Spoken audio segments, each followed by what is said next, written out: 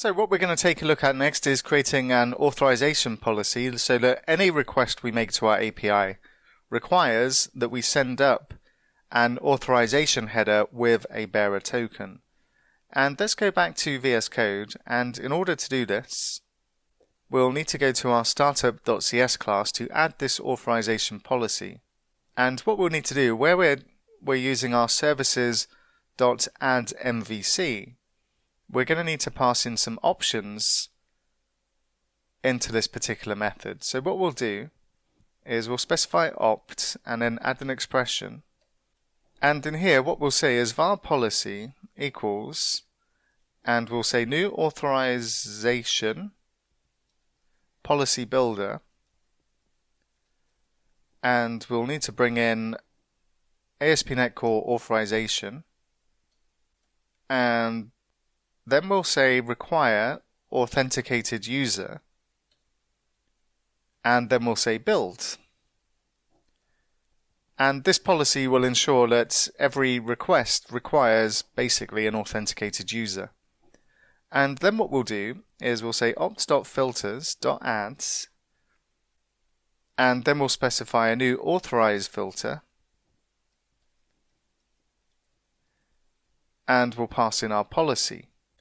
And we'll also need to bring in ASP.NET Core MVC authorization. And just add the semicolon at the end. So what this means now is that any of our requests will require to be authorized, and if I try and get to the activities again now and click send, then I get a 401 unauthorized.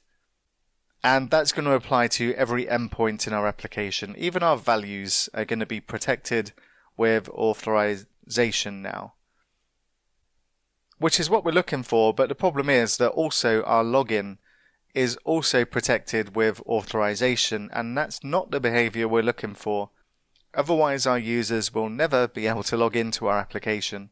So let's go and make our user controller, and we'll set this to allow anonymous access. So just above the user controller, so that we affect every method inside this particular controller, I'm going to say allow anonymous. And we'll need to bring in using ASP.NET Core authorization.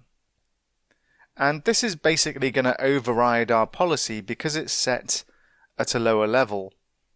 Our authorized filter policy is for the application as a whole, whereas this only applies to a single controller.